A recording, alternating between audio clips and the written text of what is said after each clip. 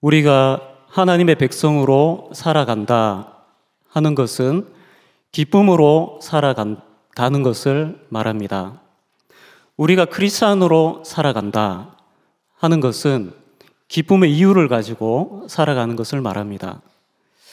오래전에 우리나라 원양업을 하는 사람들, 또 화물선을 또 타고 가는 사람들이 먼 바다에 갔다가 해적에게 배가 탈취당해서 아주 오랫동안 갇혀 있었던 경우가 있습니다. 그 사람들은 잘 먹지도 못하고 굉장히 고통스러운 가운데 1년, 2년 긴 시간을 보냈습니다. 우여곡절 끝에 그 사람들이 풀려나고 가족들에게 돌아올 수 있게 되었습니다. 그 사람들은 처음에는 자유가 없었지만 그들은 자유를 얻게 되었습니다. 자유를 얻게 되었고 집으로 돌아와서 사랑하는 가족들과 함께 지내게 되었을 때 그분들이 기뻐하지 않을 이유가 있겠습니까? 내가 만나고 이야기를 나누고 내가 눈빛을 마주하는 그 가족이 사랑스럽지 않을 이유가 있겠습니까? 하나님의 백성들은 어떤 사람입니까? 우리는 하나님 앞에서 죄로 사망의 권세 아래에서 포로가 되어서 노예와 같이 살아가고 있었습니다. 그런데 예수님께서 우리를 위해서 이 땅에 오셔서 피 흘리시고 부활하시고 우리를 자유케 해주셨습니다. 자유케 된 우리가 이제 살아갈 때 우리에게는 기쁨이 있습니다.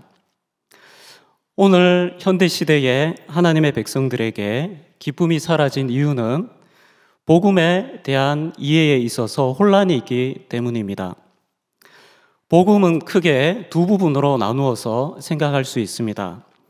첫 번째는 예수님께서 우리를 위해서, 하나님께서 우리를 위해서 어떤 일을 행하셨느냐 하는 것입니다. 그것은 사도 요한이 이렇게 표현했습니다. 하나님이 이 세상을 이처럼 사랑하사, 하나님께서 우리를 어떤 사랑으로 어떻게 사랑하셨는지 그것이 바로 복음의 한 부분입니다. 바로 하나님의 사랑을 알 때, 우리가 예수 그리스도를 믿을 때 이 하나님의 사랑을 나의 것으로 소유하게 되고 그리고 참 자유를 경험하고 우리는 기쁨을 얻게 됩니다. 이것이 복음의 아주 큰 한 덩어리가 됩니다. 그러나 이것만 아는 것은 복음의 일부만 아는 것입니다. 다른 중요한 한 부분이 있습니다. 그것은 무엇이냐 하면, 그러면 우리가 이렇게 얻은 자유, 이 자유를 가지고 우리가 어떻게 살아야 하는가? 이것이 이 복음의 나머지 반쪽입니다. 오늘 현대 교회가 많은 혼란 가운데 있고 기쁨을 상실한 이유 중에 가장 큰 것 중에 하나가 바로 이 복음을 온전하게 알지 못하고 복음을 반쪽만 알고 있기 때문에 신앙에 혼란이 있고 기쁨 없이 살아갈 때가 많은 것입니다. 그러나 이 말은 다시 우리가 이 복음을 온전히 제대로 알기만 하면 우리는 언제든지 이 기쁨을 회복할 수 있고 능력 있는 삶을 살아갈 수 있다는 사실을 우리가 알 수 있습니다. 사랑하는 성도 여러분, 오늘 이 시간을 통해서 하나님께서 우리에게 기쁨을 회복시켜 주실 것입니다. 진리로 온전한 복음을 우리에게 가르쳐 주실 것입니다. 오늘 이 시간이 기쁨을 회복하는 시간이 되시기를 바랍니다. 오늘 첫 번째로 사도 바울은 구원 이후에 우리가 어떻게 살아야 되느냐 하는 문제에 대해서 말씀합니다. 12장 1절을 보면 그러므로 형제들아 내가 하나님의 모든 자비하심으로 너희를 권하노니, 사도 바울은 로마 교회 성도들에게 권면하는데 그냥 권면하지 않고 하나님의 모든 자비하심으로 너희를 권한다고 말씀하고 있습니다. 여기서 하나님의 모든 자비하심이 무엇입니까? 바로 제가 조금 전에 말씀드렸던 복음의 앞부분, 하나님께서 이 세상을 이처럼 사랑하사, 바로 그 부분을 말합니다. 바로 로마서 1장부터 11장까지가 바로 이 부분을 다루고 있습니다. 내가 지금까지 얘기한 이 하나님의 사랑, 너희들이 받아서 이제 그 어떤 것도 너희를 이 사랑에서 끊을 수 없다. 너희는 자유인이다. 이렇게 선포하고 난 다음에 바로 이 사랑을 가지고 내가 너희들을 권면한다. 이어서 읽어보면 너희 몸을 하나님이 기뻐하시는 거룩한 산 제물로 드리라. 이는 너희가 드릴 영적 예배니라. 사도 바울은 구원을 얻은 하나님의 백성이 이제 어떻게 살아야 된다고 말씀하고 있습니까? 너희의 몸을 하나님이 기뻐하시는 거룩한 산 제물로 드리라고 말씀하고 있습니다. 이것이 바로 하나님의 백성들이 하나님께 마땅히 드려야 되는 영적 예배라고 말씀하고 있습니다. 여러분, 우리의 몸을 드린다고 하는 것이 어떤 의미입니까? 보통 이스라엘 백성들은 짐승을 잡아서 죽은 제물을 드렸습니다. 그러나 사도 바울은 지금 성도들에게 너희의 몸을 살아있는 상태로 하나님께 드리라고 말씀하고 있습니다. 이 말씀의 뜻은 우리의 몸을 하나님이 원하시는 대로 사용하라는 것입니다. 구원받은 이후에 하나님의 백성들은 어떻게 살아야 됩니까? 하나님이 원하시는 뜻대로 우리의 몸을 사용해야 됩니다. 이것이 구원의 나머지 반쪽입니다. 우리가 이 사실을 잊을 때 우리는 하나님의 사랑이 이처럼 큰데도 불구하고 이 세상에서 어떻게 살아야 될지를 몰라서 방황하면서 살아가기가 쉽습니다.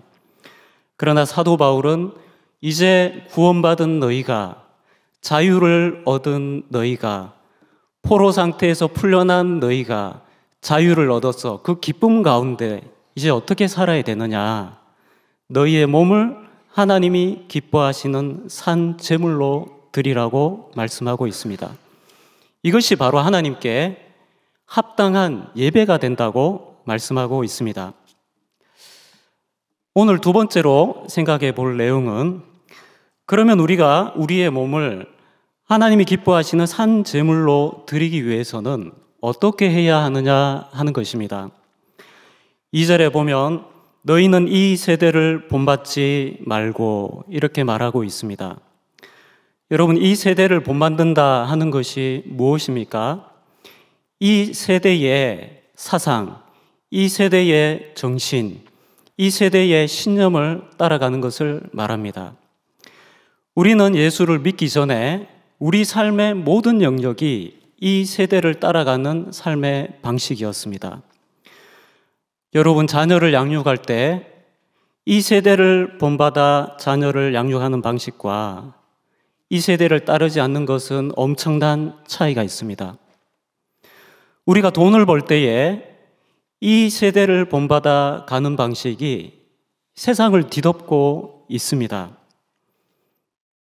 우리가 직장 생활할 때 이 세대의 방식이 있습니다. 거대한 파도처럼 흐르고 있습니다. 그런데 그 한가운데에서 그 파도와 같은 그 세대의 정신을 따르지 말라고 말하고 있습니다. 대신에 마음을 새롭게 함으로 변화를 받아라고 말씀합니다. 우리는 이 세대의 정신을 따르지 말고 완전히 새로운 마음으로 변화되어야 됩니다. 여러분, 만약에 자녀를 양육한다, 그러면 이 세대의 정신이 아니라 완전히 변화된, 하나님께서 우리를 이처럼 사랑하사 우리에게 완전히 자유를 주신 그 기쁨을 가지고 우리 마음을 완전히 새롭게 변화시켜서 우리의 마음을 이 기쁨으로 충만케 해서 그 상태에서 자녀를 양육하는 것이 이 세대를 본받지 않는 것입니다. 직장 생활을 하거나 사업을 하는 사람들이 이 세상 사람들처럼 세상의 방식을 가지고 장사를 하고 사업을 하는 것이 아니라 우리가 하나님의 은혜로 죄에서 구원을 얻고 자유인이 되었기 때문에 이제는 하나님께서 우리의 인생을 책임지시기 때문에 비록 어려움과 고난은 있을지언정 우리는 결코 망하지 않는 인생을 살기 때문에 우리는 다른 방식으로 우리는 살아가야 되는 것입니다. 이런 마음을 갖는 것이 마음을 새롭게 함으로 변화를 받는 것입니다. 우리가 이런 마음을 가지지 않을 때 우리는 결코 우리의 몸을 하나님께서 기뻐하시는 산 제물로 사용하지 못합니다. 우리의 몸을 이 세상을 위해서 제물로 드리게 됩니다.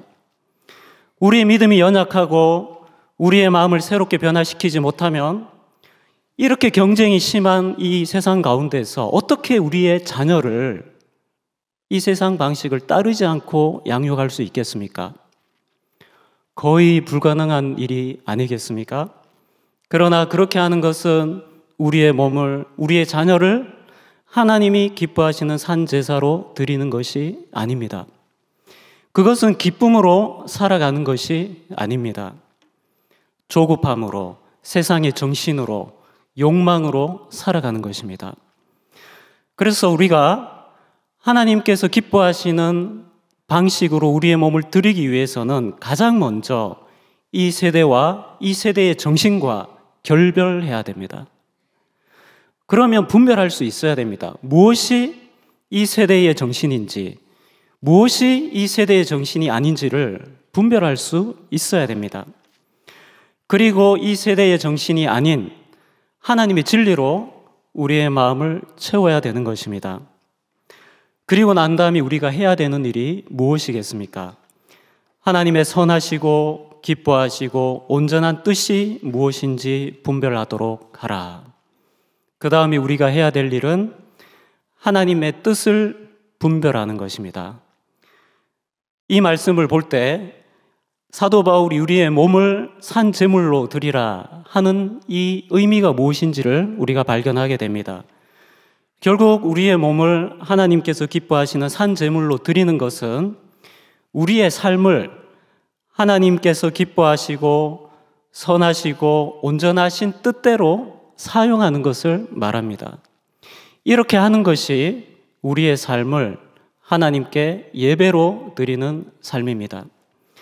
만약 우리가 우리의 삶 가운데서 하나님의 선하시고 기뻐하시고 온전한 뜻이 무엇인지를 알지 못하면 우리는 그 뜻대로 사용하지 못합니다. 그래서 우리가 하나님께 온전한 예배, 영적인 예배를 드리기 위해서 가장 먼저 해야 되는 일은 하나님의 뜻을 우리가 아는 것에 있는 것입니다. 오늘 세 번째로 살펴볼 내용은 무엇이냐 하면 그러면 하나님의 뜻을 우리가 어떻게 분별할 수 있느냐 하는 것입니다. 사도 바울은 하나님의 백성들이 하나님의 뜻을 분별하려고 애를 많이 쓰고 있지만 어느 지점에 가서 길을 딱 잃어버린다 하는 것을 너무 잘 알고 있었습니다. 여러분, 우리도 보면 여기서 하나님의 뜻을 찾기를 원하지 않는 분 아무도 안 계실 것입니다. 그러나 우리는 늘 고민하는 게 무엇이냐면 도대체 하나님의 뜻이 무엇인지 찾기가 어렵다는 것입니다. 하나님은 분명히 우리에게 하나님의 뜻을 밝히 보여주셨는데 우리는 하나님의 뜻을 찾으러 갈 때마다 길을 잃어버리고 맙니다. 헤매게 됩니다. 왜 그러느냐 하는 것입니다. 사도 바울은 바로 우리가 그 길을 잃어버리는 그 지점을 너무나 잘 알고 있었습니다. 그래서 하나님의 뜻을 분별하기 위해서 길을 잃어버리는 그 지점에서 어떻게 해야 되는지를 사도 바울은 말씀합니다. 3절에 내게 주신 은혜로 말미암아 너희 각 사람에게 말하노니 마땅히 생각할 그 이상의 생각을 품지 말고. 하나님의 백성들이 왜 하나님의 뜻을 찾지 못하고 방황하게 될까요? 마땅히 생각해야 될 그 이상의 생각을 하기 때문입니다. 마땅히 생각해야 될 그 생각, 그것을 해야 되는데 그 이상을 생각할 때 우리는 길을 놓치게 되는 것입니다. 여기서 마땅히 생각할 그 이상의 생각을 한다 하는 말의 뜻은 자기 자신을 과대평가하는 것을 말합니다. 자기 자신을 높게 평가하는 것을 말합니다. 실제로는 그렇지 않는데 자기 자신을 굉장히 과대평가하는 것을 말하는 것입니다. 이 말은 다시 말하면 어떤 의미가 되겠습니까? 현실에 만족이 안 되는 것입니다. 나는 지금 이런 상황에서 이렇게 있을 사람이 아니야. 내가 왜 이렇게 있어야 되지? 나는 저 사람보다 훨씬 더 뛰어난 사람이야. 나는 왜 이렇게 있어야 되는 거야? 나는 절대로 이렇게 살지 않을 거야. 나도 저 사람보다 더 잘 됐으면 더 잘 됐지. 나는 이렇게 살지 않을 거야. 이렇게 생각하는 것이 무엇입니까? 마땅히 생각해야 될 그 이상을 생각하는 것입니다. 여러분, 하나님의 뜻은 어디에 있습니까? 바로 내가 있는 이곳, 지금, 내가 처해 있는 지금 이 현실 가운데 있습니다. 그러나 우리가 하나님의 뜻을 찾지 못하는 이유가 무엇입니까? 나의 이 현실이 받아들여지지가 않는 것입니다. 나는 이런 상황에 살 사람이 아니야. 내가 왜 이렇게 살아야 돼? 현실이 안 받아들여지는 겁니다. 인정이 안 되는 것입니다. 그러나 하나님의 뜻은 내가 있는 그곳에 있습니다. 하나님의 선하시고 기뻐하시고 온전하신 뜻은 내가 기대하고 있는 그 이상향, 내가 도달하고 싶은 그곳에 있지 않습니다. 내가 저것만 얻을 수 있다면, 내가 저렇게 되기만 한다면 나의 꿈이 이루어지고 하나님의 뜻이 이루어질 것 같은 그곳에 하나님의 뜻이 있는 게 아닙니다. 내가 떠나고 싶은 여기, 내가 지금 만족하지 못하고 있는 여기, 지금 이 안에 하나님의 선한 뜻이 있습니다. 우리가 왜 하나님의 뜻을 찾지 못할까요? 보물찾기를 할 때 선생님이 보물 이쪽에 숨겨놨다. 아이들에게 이렇게 말합니다. 그래서 보물을 찾으려면 여기 벗어나지 말고 요 안에서 찾아라. 아이들에게 이야기합니다. 그런데 아이들 중에서 꼭 한두 명은 그때 그 얘기, 선생님이 말씀하실 때 그 얘기 제대로 안 듣고 딴짓 하다가 이제 보물 찾아라 그러면 엉뚱한 데 가서 보물을 막 찾습니다. 아무리 찾아도 보물이 안 나옵니다. 왜냐하면 보물이 그곳에 없기 때문입니다. 하나님의 백성들이 하나님의 뜻을 잘 찾지 못하는 이유는 하나님의 뜻이 없는 그곳에 가서 하나님의 뜻을 찾기 때문입니다. 여러분, 그래서 하나님의 뜻을 찾고 그리고 하나님의 뜻대로 내 몸을 드리기를 원하는 하나님 백성들에게 가장 중요한 것 중에 하나가 무엇이냐 하면 나의 삶을 다른 사람과 비교하는 것입니다. 하나님의 백성에게 이것만큼 어리석은 것이 없습니다. 지금 내가 이 상황에서 이런 모습으로 있는 것은 물론 내가 잘못 살아서 그랬을 수도 있습니다. 그러나 하나님은 이렇게 말씀하십니다. 내가 그렇게 했다. 내가 거기에 너를 두었다. 내가 있는 이곳이 하나님의 부르심입니다. 콜링입니다. 그런데 이것을 인정하기가 싫은 것입니다. 여러분, 많은 사람들이 가정 형편이나 여러 가지 상황들이 너무 다릅니다. 어떤 집에서는 아이들을 양육하는데 머리가 너무 좋고 잘생기고 재능도 많습니다. 그러나 우리 가정에는 하나님께서 아픈 아이를 주셨습니다. 장애가 있는 아이를 주셨습니다. 무엇이 문제가 될까요? 내가 뭔가 잘못해서 그런 일이 있을까요? 하나님께서 내가 너에게 그렇게 했다. 내 뜻을 이루려고. 이 사실을 안다면, 이 현실을 내가 받아들일 수 있다면 하나님이 나를 이곳으로 부르셨고 바로 이와 같은 아이를 나의 자녀로 주셨다는 사실을 믿을 수 있다면 그곳에서 하나님의 뜻을 찾기 시작할 것입니다. 그래서 하나님의 뜻을 쫓아가는 하나님의 백성들에게 가장 좋지 않은 것은 나의 인생을 다른 사람의 인생과 비교하는 것입니다.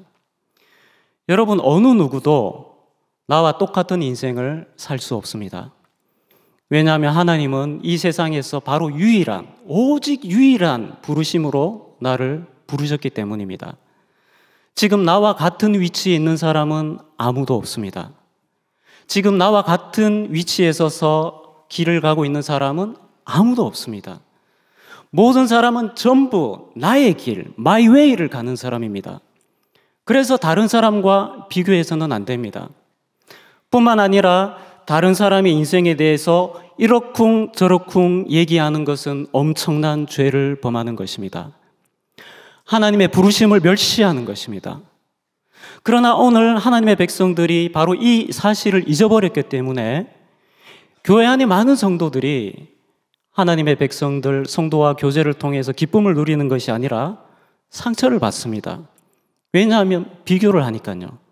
다른 사람의 인생에 대해서 자꾸 이러쿵저러쿵 얘기를 하니까요. 그러나 여러분 생각을 해보십시오. 만약 지금 내가 있는 이곳에서 하나님의 부르심이 있고 하나님이 나에게 원하시는 그 뜻이 있다면 그것을 내가 이루어 드리는 것이 얼마나 큰 과업입니까?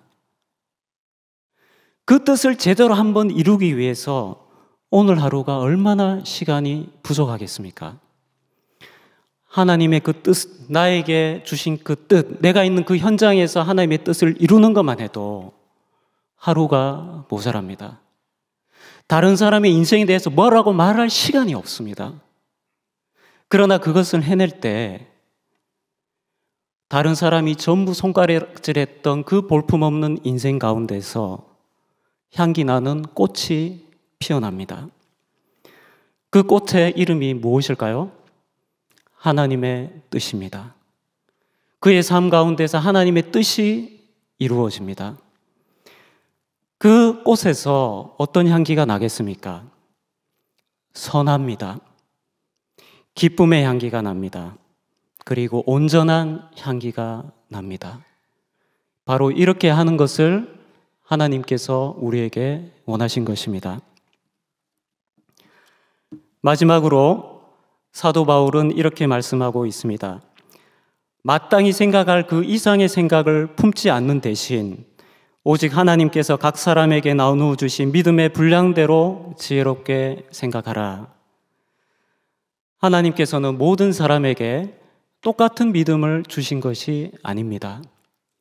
모든 사람들에게 다 다양한 모습의 믿음을 주셨습니다.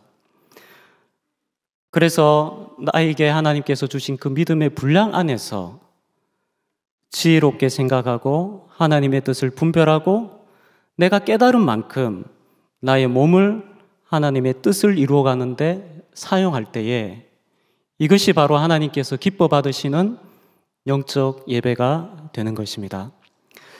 사랑하는 성도 여러분, 우리가 어떤 처지에 있든지 우리는 하나님께 영광을 돌려드릴 수 있습니다. 내가 있는 이곳에서 하나님의 선하시고 기뻐하시고 선하신 뜻을 찾을 수만 있다면, 그곳에서 내가 하나님의 그 뜻을 이루어 드릴 수만 있다면 우리는 다른 어느 누구보다도 아름다운 향기 나는 꽃을 하나님 앞에 드릴 수 있습니다. 이게 바로 하나님의 백성이 구원받은 이후에 살아가는 삶의 방식입니다. 꽃을 피우는 이 사람, 바로 기쁨이 있습니다. 나에게 향기가 나기 때문에, 나에게서 꽃이 피어났기 때문에 그게 기쁩니다. 다른 사람이 뭐라고 얘기해도 이 기쁨은 빼앗기지 않습니다. 나는 분명히 알거든요. 오늘 하나님이 기뻐하시는 뜻을 내가 이루었다. 내일 되면요, 다시 하나님, 저를 통해서 하나님의 뜻이 이루어지게 해주십시오. 하나님의 뜻을 보여주십시오. 너무 부끄럽지만 저는 오랫동안 취업하지 못하고 청년 시절을 소위 말하는 백수로 지냈습니다. 저는 오랫동안 침체가 되었습니다. 그러나 예배를 드리면서 하나님의 말씀을 듣고 그 말씀이 들리기 시작했습니다. 그러다가 하나님의 말씀을 듣다가 나에게 하나님이 원하시는 뜻이 있구나, 아주 작은 것을 깨닫게 됐습니다. 너무 부끄럽지만 그 하나님의 뜻, 나의 현실 가운데서 발견한 저의 하나님 기뻐하시는 뜻은 지금 제가 자취하고 있는 그 방에 산더미 같이 쌓여 있는 그 그릇들을 설거지하는 게 하나님께서 기뻐하시는 거겠구나 하는 사실을 알게 됐습니다. 저는 그 사실을 깨닫고 너무 기뻤습니다. 그래서 계단을 내려가면서 기쁜 마음으로 자취방으로 달려갔습니다. 그리고 거들떠 보기도 싫었던 그 쌓여있던 그릇들 설거지를 하면서 기쁨의 찬양이 나왔습니다. 끝마치고 났을 때 나도 하나님의 뜻을 이뤘구나, 백수가 기뻤습니다. 그때부터 매번 예배 드릴 때마다 하나님께서 작은 저의 믿음의 분량에 해당되는 만큼 하나님의 뜻을 가르쳐 주셨습니다. 저는 그때부터 다른 사람 앞에서 열등감이 사라지기 시작했습니다. 다른 사람하고 비교하지 않게 되었습니다. 왜냐하면 저는 제 수준에서 저의 몸을 하나님께 드리고 기뻐할 수 있었기 때문입니다. 사랑하는 성도 여러분, 우리는 다시 기쁨을 회복해야 됩니다. 자유의 기쁨을 회복해야 됩니다. 그러나 이 자유를 계속 유지할 수 있는 방법이 무엇입니까? 우리의 몸을 하나님께서 기뻐하시는 그 뜻대로 사용해서 하나님의 뜻을 이루면서 살아갈 때 이 기쁨은 꺼지지 않고 계속 될 것입니다. 우리 모든 성도들이 바로 이와 같은 기쁨을 회복하시고 새로운 한 주를 바로 이와 같이 살아가셔서 하나님 앞에 영광 돌리시는 우리 모든 성도 여러분 다 되시기 바랍니다. 기도드리겠습니다. 사랑과 은혜가 풍성하신 하나님 아버지, 저희들은 하나님을 믿는다 하면서도 사실 기쁨 없이 살아갈 때가 많았습니다. 왜냐하면 지금 내가 처해 있는 이 현실, 내가 있는 이 상황이 받아들여지지 않고 인정하고 싶지 않고 벗어나고 싶었기 때문입니다. 그러나 오늘 말씀을 통해서 바로 내가 떠나가고 싶은, 벗어나고 싶은 그곳이 바로 하나님께서 나를 부르신 곳이고 그 안에 하나님의 선하시고 기뻐하시고 온전하신 뜻이 있다고 말씀해 주셨습니다. 하나님 아버지, 우리에게 다시 한번 믿음을 주셔서 그 뜻을 찾게 하여 주시고 마땅히 생각할 그 이상의 생각을 하지 말고 겸손한 마음으로 하나님의 뜻을 찾아서 이루어드리는 저희들 되게 하여 주시옵소서. 그때 다시 한번 우리 마음속에 하나님의 뜻을 이루었다 하는 이 기쁨이 넘쳐나게 하여 주시옵소서. 거룩하신 예수님의 이름으로 기도하옵나이다. 아멘.